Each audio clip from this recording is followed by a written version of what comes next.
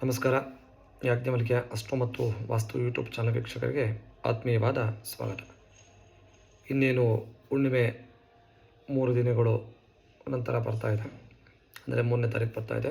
ಈ ಹುಣ್ಣಿಮೆ ದಿನ ವಿಶೇಷವಾಗಿ ಚಂದ್ರಗ್ರಹಣ ಅಂಥೇಳಿ ಕಾಣಿಸ್ಕೊಳ್ತಾ ಇದೆ. ನಮ್ಮ ಭಾರತ ದೇಶಕ್ಕೆ ಚಂದ್ರಗ್ರಹಣ ಗೋಚರದಲ್ಲಿ ಕಾಣಿಸುತ್ತೆ.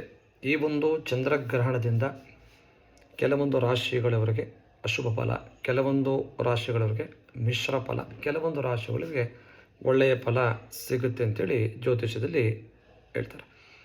ಈ ವಿಶೇಷ ಚಂದ್ರಗ್ರಹಣ ಕೇತುಗ್ರಸ್ತ ಚಂದ್ರಗ್ರಹಣ ಅಂತೇಳಿ ಕರೀತಾರೆ. ಇದರಿಂದ ಸಿಂಹ ರಾಶಿಯಲ್ಲಿ ಪುಬ್ಬ ನಕ್ಷತ್ರದಲ್ಲಿ ಈ ಚಂದ್ರಗ್ರಹಣ ಅಂತಕ್ಕಂಥದ್ದು ಆಗುತ್ತೆ.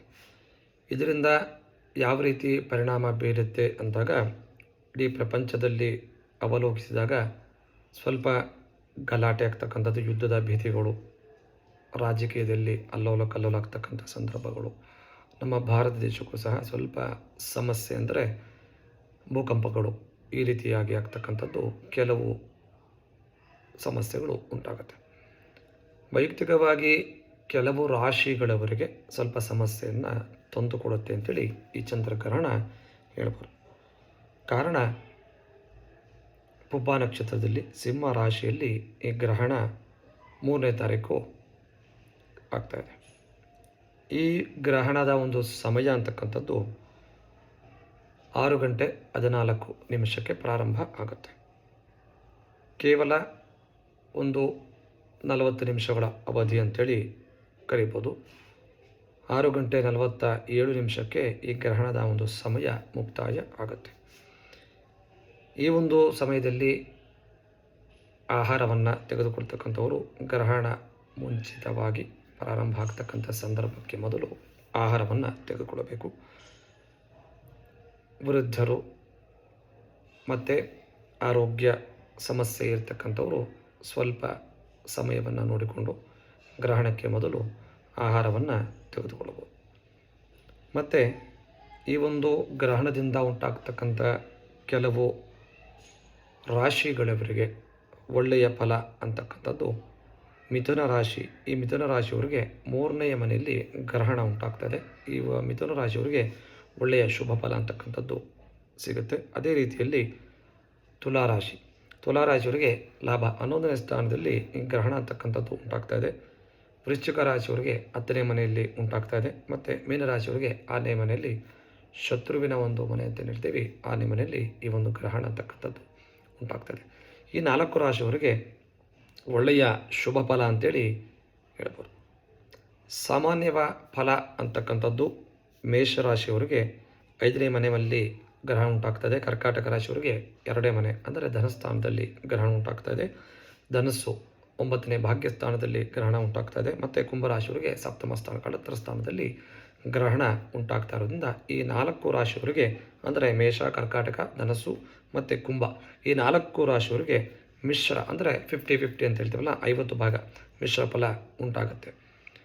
ಸ್ವಲ್ಪ ಸಮಸ್ಯೆ ಉಂಟಾಗ್ತಕ್ಕ ರಾಶಿಗಳು ಅಂದರೆ ಸಮಸ್ಯೆ ಆಗ್ತಕ್ಕಂಥ ರಾಶಿಗಳು ಯಾವುದಪ್ಪ ಅಂದರೆ ಪ್ರಾರಂಭ ಇರ್ತಕ್ಕಂಥದ್ದು ವೃಷಭ, ಸಿಂಹ, ಕನ್ಯಾ, ಮಕರ.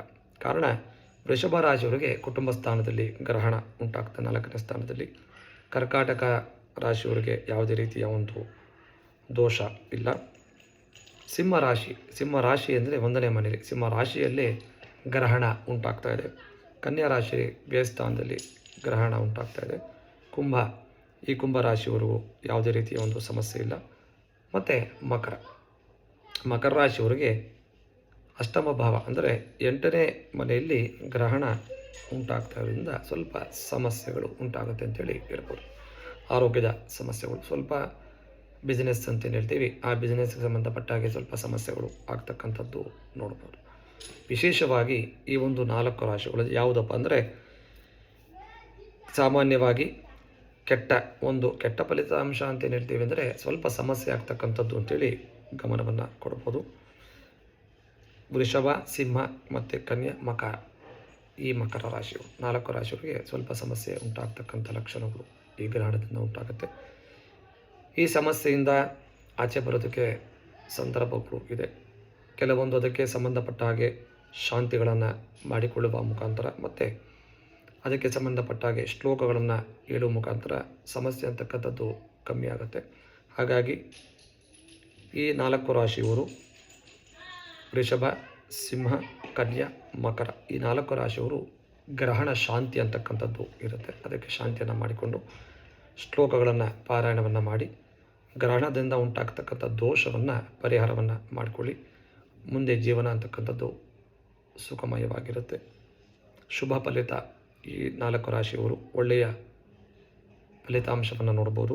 ಮಿಥುನ, ತುಲಾ, ವೃಶ್ಚಿಕ, ಮೀನ ರಾಶಿ ಇವರಿಗೆ ಒಳ್ಳೆಯ ಗ್ರಹಣದ ನಂತರ ಒಳ್ಳೆಯ ಪಾಸಿಟಿವ್ ಎನರ್ಜಿ ಅಂತಕ್ಕಂಥದ್ದು ಸಿಗುತ್ತೆ. ಸಾಮಾನ್ಯ ಫಲಿತಾಂಶ ಅಂತಕ್ಕಂಥದ್ದು ಮೇಷ, ಕರ್ಕಾಟಕ, ಧನುಸ್ಸು, ಕುಂಭ ಈ 4 ರಾಶಿಯವರಿಗೆ ಯಾವುದೇ ರೀತಿಯ ಸಮಸ್ಯೆ ಅಂತಕ್ಕಂಥದ್ದು ಇರುವುದಿಲ್ಲ. 50 ಭಾಗ ಅಂತಕ್ಕಂಥದ್ದು ಮಿಶ್ರ ಫಲಿತಾಂಶ ಉಂಟಾಗುತ್ತೆ. ಈ ರಾಶಿಗಳವರು ವಿಶೇಷ ಅಂದರೆ ಕೆಟ್ಟ ಫಲಿತಾಂಶ ಅಂದರೆ ಅಧಮ ಅಂದರೆ ಕೆಟ್ಟ ಗ್ರಹಣದಿಂದ ಉಂಟಾಗ್ತಕ್ಕಂಥ ಕೆಲವು ದೋಷಗಳಿಗೆ ಶಾಂತಿಗಳನ್ನು ಮಾಡಿಸಿಕೊಳ್ಳಿ. ವೃಷಭ, ಸಿಂಹ, ಕನ್ಯಾ, ಮಕರ ಈ 4 ರಾಶಿಯವರು ಶಾಂತಿಗಳನ್ನು ಮಾಡಿಸುವ ಮುಖಾಂತರ ಶ್ಲೋಕಗಳನ್ನು ನಿಮ್ಮ ಮನೆಯಲ್ಲಿ ಪಾರಾಯಣವನ್ನು ಮಾಡುವ ಮುಖಾಂತರ ಅಕ್ಕಿ ಮತ್ತು ಹುರುಳಿ ವಸ್ತ್ರವನ್ನು ಕೇವಲ ಬ್ರಾಹ್ಮಣರಿಗೆ ದಾನವನ್ನು ಮಾಡುವ ಮುಖಾಂತರ ಕೆಲವು ದೋಷಗಳನ್ನು ಪರಿಹಾರ ಮಾಡಿಕೊಳ್ಳಬಹುದು. ಹಾಗಾಗಿ ಯಾವ 4 ರಾಶಿಗಳು ದೋಷ ಇದೆ ಅಂತ ಹೇಳಿದ್ದೇವೆ ಆ 4 ರಾಶಿಗಳು ತುಂಬ ಎಚ್ಚರಿಕೆಯಿಂದ ಶ್ಲೋಕಗಳನ್ನು ಪಾರಾಯಣವನ್ನು ಮಾಡಿ ನಿಮ್ಮ ಕೈಲಾದಷ್ಟು ಸಹಾಯ, ಕೈಲಾದಷ್ಟು ದಾನವನ್ನು ಮಾಡಿ. ಇದರಿಂದ ಒಳ್ಳೆಯ ಫಲ ಸಿಗುತ್ತೆ ಅಂತೇಳಿ ಹೇಳ್ಬೋದು. ನಮಸ್ಕಾರ. ಒಳ್ಳೆಯದಾಗಲಿ.